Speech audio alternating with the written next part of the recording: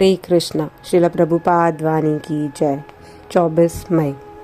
यह गुरु का कर्तव्य है कि वह शिष्य में दोष ढूंढे जिससे वह प्रगति कर सके। ऐसा नहीं कि वह सदैव उसकी प्रशंसा करे। तो यदि कोई तुम्हारे अंदर दोष देखे तो उसे इस भावना में स्वीकार करे, मेरी तो एक ही इच्छा है कि तुम और मेरे अन्य सभी शिष्य कृष्ण भावना भावित बन जाएं। गिरिराज को पत्र 24 मई 1972। जगत गुरु श्रील प्रभुपाद की जय। श्रील प्रभुपाद वाणी की जय।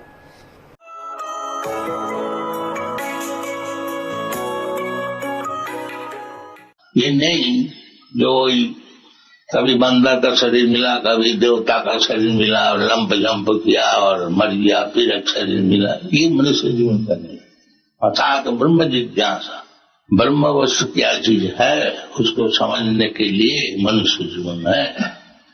इसलिए ऋषभदेव बताया है कि अपना पुत्र को उपदेश जब दे रहा था, रिटायर होने का पहले उनका 100 पुत्र थे, उसमें सबको उपदेश दे रहा था महाराज ऋषभदेव।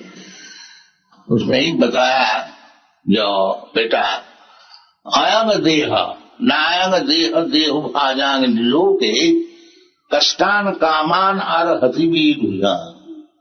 जो पुत्र, ये जो शरीर है आयंग देह, लोके मनुष्य समाज में शरीर तो सबको मिलता है, कुत्ता को भी मिलता है, बंदर को भी मिलता है, मनुष्य को भी मिलता है, पेड़ को भी मिलता है और मक्खी को भी मिलता है, सबको मिलता है शरीर।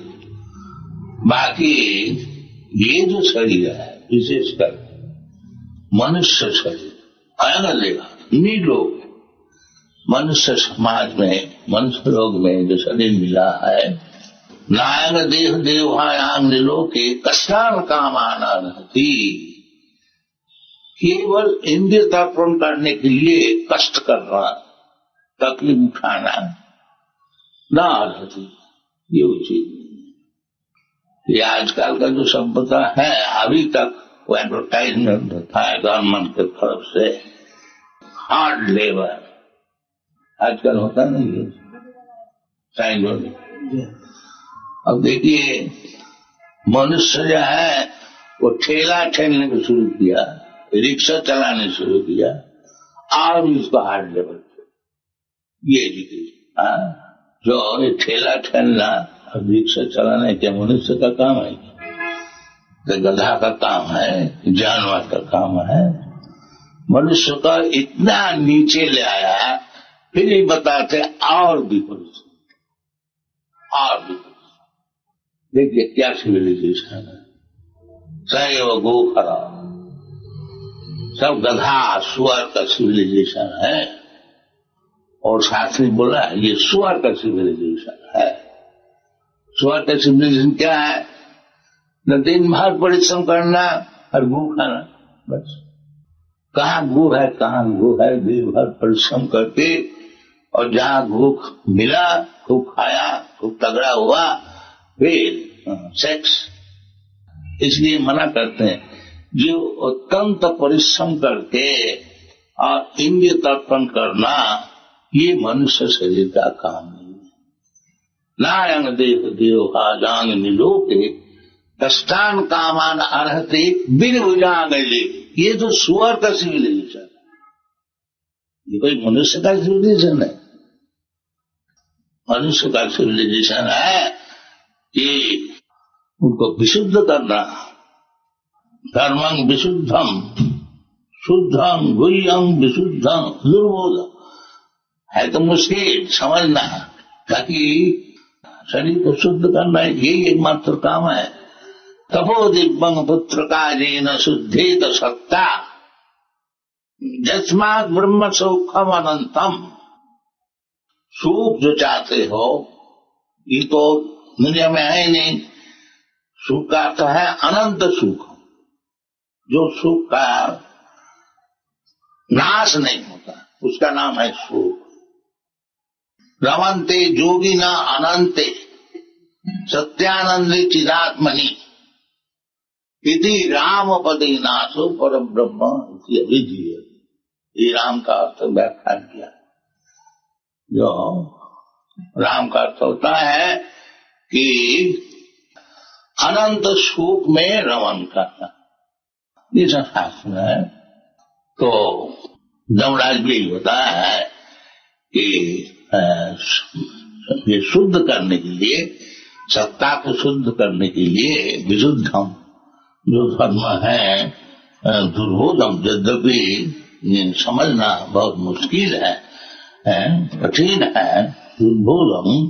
बाकी एक दफे अगर आप समझ जाए कि वास्तविक धर्म क्या चीज है, तो क्या लाभ होता है?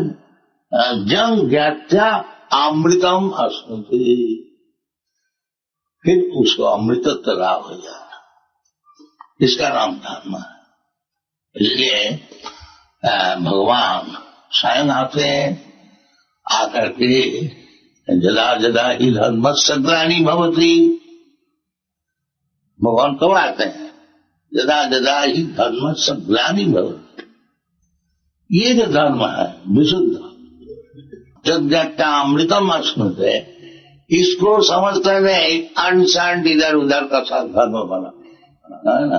हमें हिंदू धर्म बनाया, मुसलमान धर्म बनाया, क्रिश्चियन धर्म बनाया, बुद्ध धर्म बनाया, जैन धर्म बनाया, और न जाने क्या किया।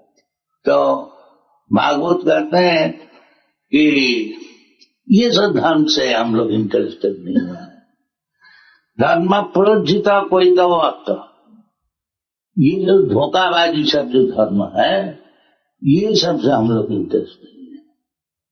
धर्म तो साक्षात भगवत पर नहीं, उसमें इंटरेस्ट। धोखाबाजी धर्म में हम लोग इंटरेस्ट नहीं। धर्म प्रोज्जिता कोई तो अत्र परम निर्मत्सराना। धर्म धार्मिक जो हो जाएंगे वो तो निर्मत्सर हो जाएगा। और दुनिया का काम क्या है? मत्सरता। श्रीधर स्वामी उसका बताया है, परौ उत्कर्षणम असहनम इति मत्सर। दूसरे को तरक्की जो है, उसको जो असहन होता है, उसका नाम है मत्सरता। और धर्म जो है, असल जो धर्म है, वो परम निर्मत्सराणाम सता वास्तव वस्तु बुद्धमात्र।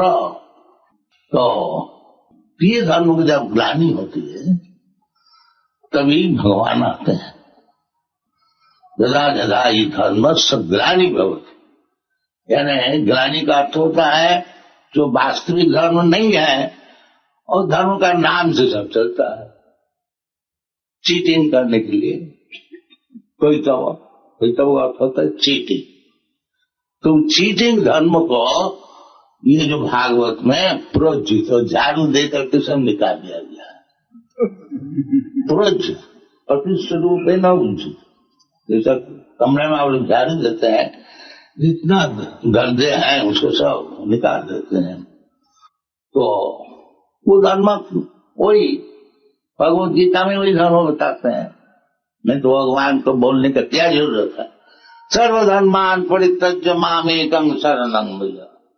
भगवान पहले बताया धर्म संस्थापनार्थाय संभवामि युगे युगे।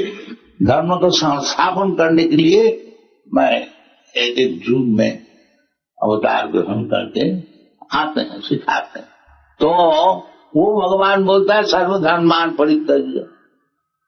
तो ये जो हम लोग सब धर्म का आविष्कार किया है, हिंदू धर्म, मुसलमान धर्म और ये धर्म में, ये धर्म को रक्षा करने के लिए भगवान नहीं आते। इसमें भगवान का कोई इंटरेस्ट नहीं है। भगवान का इंटरेस्ट है कि जो असल धर्म है वही धर्मंतु साक्षात भगवत प्रणीतम। जो धर्म भगवान दिया है उसमें जब ग्लानि पहुंचता है, इसलिए भगवान आते हैं। जैसा स्टेट गवर्नमेंट इंटरेस्ट होता है, जब गवर्नमेंट का कानून आप तोड़ते हैं, तब गवर्नमेंट इंटरेस्ट होते हैं, आपको शासन करते हैं, आपको समझाते हैं और नहीं तो घर में आप कुछ धर्म का विचार किया, उसको तोड़ा, उसको फिर बनाया, उसमें गवर्नमेंट का कोई इंटरेस्ट नहीं है। इसी प्रकार भगवान जो धर्म संस्थापन करने को आते हैं, वो कोई हिंदू धर्म, मुसलमान धर्म और जैन धर्म, ये सब धर्म नहीं, ये सब धर्म नहीं है। इसको तो भागवत कह दिया कोई तो वस्त्र। असल जो धर्म है, जतो भक्ति रधो खजे, जिस तरह से वो भगवान अदक्ष में भक्ति होती है, वो असल धर्म।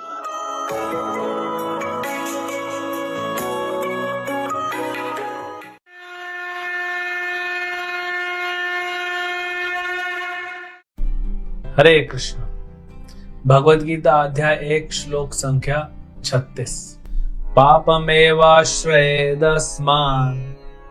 हत्वेतानातताहिनः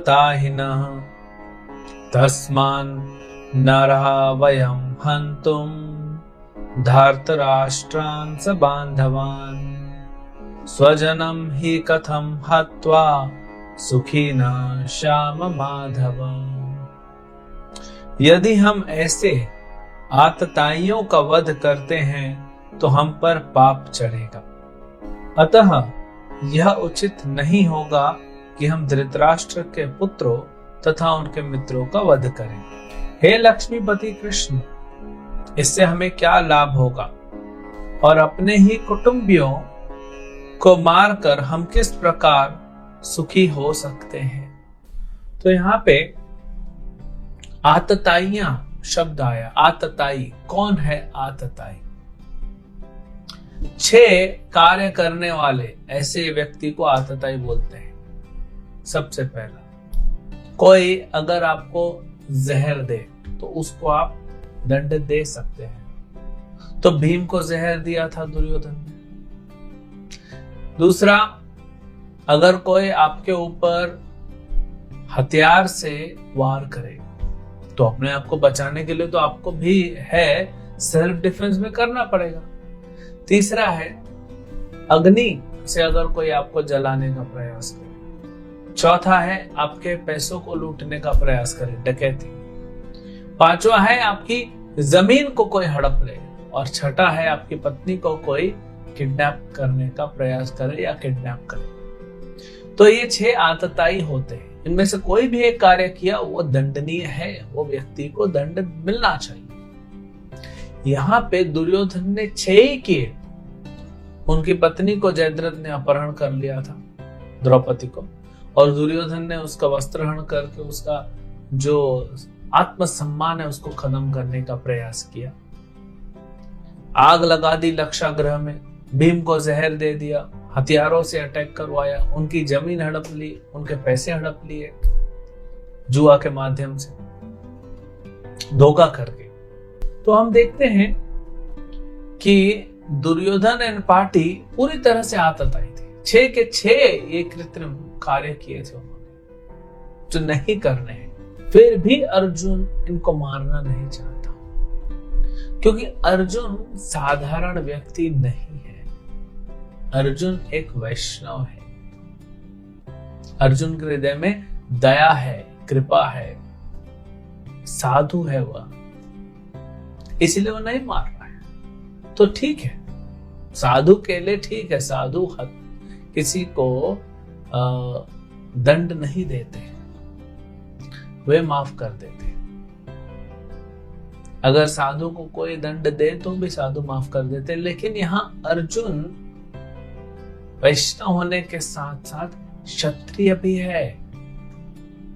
तो क्षत्रिय का ये भाव नहीं है कि माफ कर दे, फिर दंड कौन देगा?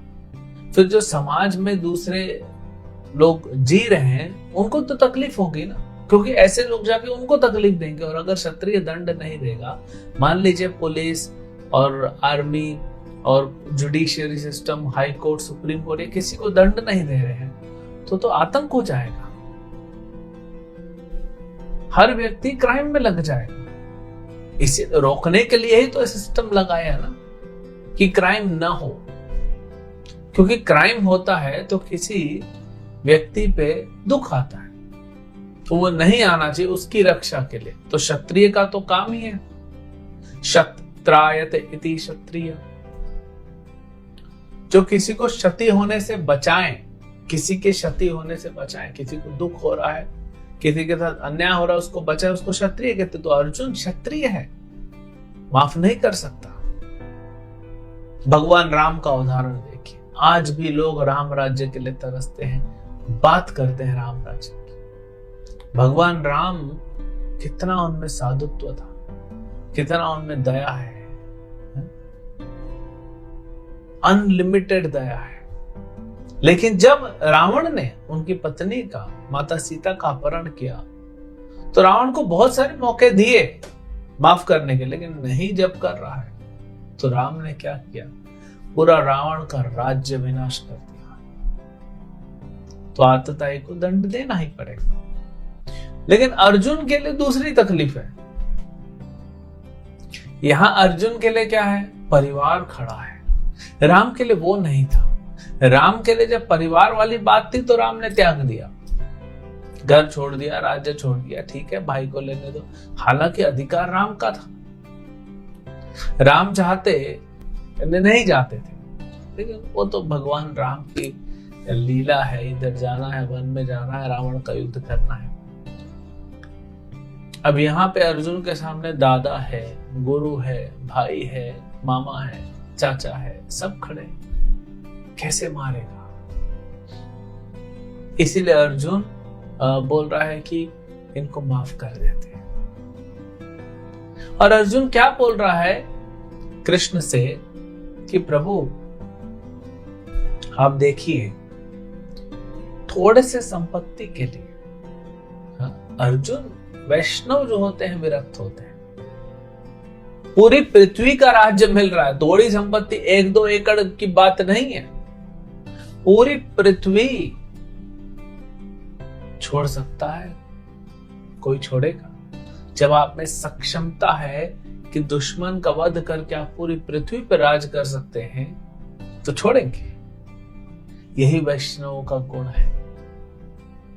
उनको इस संसार से कोई मतलब ही नहीं है। वो रहते हैं यहाँ पे प्रचार करने के लिए, अपनी ड्यूटी करने के लिए, बस जो भगवान उनसे चाहते हैं वो करते हैं, और फिर उनको कोई मतलब नहीं। तो कह रहे हैं कि थोड़ी सी संपत्ति के लिए प्रभु क्या ये पाप करना चाहिए? अपने ही लोगों को मारने का पाप करना चाहिए? भले ही आतताई हैं, भले ये पापी हैं, लेकिन हम क्यों पापी बने? उनके लिए हम क्यों पापी बने? थोड़ा सा राज्य छोड़ देते हैं। अर्जुन यहाँ पे कृष्ण को माधव करके संबोधित कर रहा है। माधव मतलब लक्ष्मीपति। माता लक्ष्मी ऐश्वर्य की देवी है। हर जगह शुभ ही शुभ होता है जब माता लक्ष्मी का आशीर्वाद होता है। तो अर्जुन कह रहे हैं कृष्ण को, जो शुभदा, शुभ देने वाली है माता लक्ष्मी, वो आपकी पत्नी है। तो आप उनके पति हैं, यानी आप भी सब शुभ करते हैं, आपके आने से शुभ हो जाता है। तो क्यों प्रभु मुझे ऐसे अशुभ कार्य में लगा रहे हैं आप? क्यों मुझे ऐसे अशुभ कार्य में लगा रहे हैं? तो अर्जुन का जो पॉइंट है सब लॉजिकल है, कोई भी सुनेगा लॉजिकल है, लेकिन भगवान जिस एंगल से बात करेंगे वो समझना जरूरी है। अर्जुन बात तो कर रहा है कि प्रभु क्यों थोड़े से प्रॉपर्टी के लिए, भौतिक के लिए हम किसी को मारे?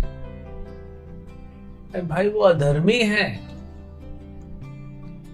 धर्म और अधर्म इसका युद्ध है। तुम्हारा भाई के साथ युद्ध नहीं हो रहा है, चाचा के साथ, मामा के साथ, गुरु के साथ, दादा के साथ युद्ध नहीं हो रहा है। ये धर्म और अधर्म का युद्ध है। भगवान चाहते हैं अधर्म हारे, धर्म जीते। अगर भगवान के रहते रहते धर्म वापस चला जाए और अधर्म बढ़ जाए तो लोग तो भगवान पे उंगली उठाएंगे कि आप आए भी तो भी अधर्म को खत्म नहीं किए, तो लोग तो भगवान पे उंगली उठाएंगे। तो अधर्म को खत्म करना ये भगवान और भगवान के भक्तों का काम है। अभी देखिए संसार में, कलयुग में हर जगह अधर्म है, तो क्या करें? उठा ले हाथ में धनुष और बाण, और लगाए निशाना सब पे। ये आजकल धनुष तो नहीं चलता है, बंदूक चलती है। तो क्या सारे वैष्णव उठा लेते? अगर भगवान बोलेंगे तो उठा भी लेंगे। भगवान अर्जुन को बोले उठाओ हथियार, युद्ध करो। लेकिन वही भगवान कृष्ण चैतन्य महाप्रभु के रूप में कलयुग में आते हैं, मायापुर में प्रकट। लेकिन वो क्या हथियार लेके आए? अपने साथ आयुध क्या लेके आए? अपने पार्षद, अपने संगी गण, और लेके आए हरिनाम संकीर्तन। संकीर्तन यज्ञ प्राय यजंति ही सुमेधस। संकीर्तन लेके आए, हरिनाम लेके आए हैं। क्योंकि नित्यानंद प्रभु एक बार कहे चैतन्य महाप्रभु को, जो नित्यानंद है वो बलराम है, वो कहते हैं चैतन्य महाप्रभु को, जो कि कृष्ण है, बोलते हैं प्रभु अगर आप मारना चालू करोगे जो अधर्मी है तो पूरा संसार खाली हो जाएगा। आप इस अवतार में मारने नहीं आए हो, आप इस अवतार में उस व्यक्ति को हरे कृष्ण महामंत्र के द्वारा शुद्ध करने आए हो। उसके अंदर जो पाप छुपा है वो पाप खत्म करने आए हो। पापी को मत खत्म कीजिए, पापी को शुद्ध कीजिए, नहीं तो पूरा संसार खाली करना पड़ेगा। जैसे जीसस कहते हैं, hate the sin not the sinner. आज संसार में क्या है, कोई व्यक्ति गलत करता है, देखिए सबके अंदर अनर्थ है, सबके अंदर अधर्म है, तो उसके कारण वो गलत करते हैं। तीसरे अध्याय में हम देखेंगे, भगवान अर्जुन पूछेगा न चाहते हुए भी जबरदस्ती क्यों गलत करता है व्यक्ति, भगवान उसका उत्तर देंगे। तो अगर कोई गलत करता है तो इसके लिए बहुत बड़ा हृदय चाहिए, ये देखने के लिए कि ये व्यक्ति गलत नहीं है, इसने जो किया है वो गलत है, लेकिन ये व्यक्ति गलत नहीं है। लेकिन हम क्या करते हैं, सबसे पहले उस व्यक्ति को गलत बोल देते हैं। अधर्मी हो तुम, पापी हो तुम, क्रिमिनल हो। उसने क्राइम किया है लेकिन वो क्रिमिनल नहीं है। क्राइम और क्रिमिनल को अलग करना पड़ेगा। और वो कैसे होगा? तो भगवान के भक्त युद्ध तो आज भी कर रहे हैं, हथियार बदल गया। अब धनुष नहीं है, बंदूक नहीं है, अब हरे कृष्ण महामंत्र है। हरे कृष्ण कृष्ण कृष्ण हरे हरे, हरे राम राम राम हरे हरे। ये हरे कृष्ण महामंत्र जब वैष्णव अपने मुख से छोड़ता है तो ब्रह्मास्त्र से ज्यादा पावरफुल हो जाता है, क्योंकि ब्रह्मास्त्र ब्रह्मा जी का हथियार है। हरे कृष्ण महामंत्र स्वयं कृष्ण है। गोलोकेर प्रेम धन हरिनाम संकीर्तन, कृष्ण गोलोक धाम से लेके आए। स्वयं कृष्ण क्या कर रहे हैं, नाम के माध्यम से, जब वैष्णव के मुख से नाम निकलता है, जब वो लोग कीर्तन करते हैं तो नाम के माध्यम से भगवान सामने वाले व्यक्ति के हृदय में घुसते हैं और हृदय को पूरा सफाई कर देते हैं, क्लीन। अहम अज्ञानजं तमः ज्ञान दीपेन भास्वत। भगवान कहते हैं 10वें स्कंद में, मैं शुद्ध करता हूं। तो हरिनाम के द्वारा, इसीलिए भक्तों का क्या काम है, हरिनाम फैलाएं हर जगह, और हर व्यक्ति को जप करना चाहिए, क्योंकि हरिनाम अंदर जाएगा, कान में शुद्ध हो जाएगा तो पाप करना, और सिर्फ पाप नहीं, पाप का फल ही नहीं, पाप करने की प्रवृत्ति नष्ट हो जाएगी। ये है इस कलयुग में अधर्म को खत्म करने का हथियार। हरे कृष्ण।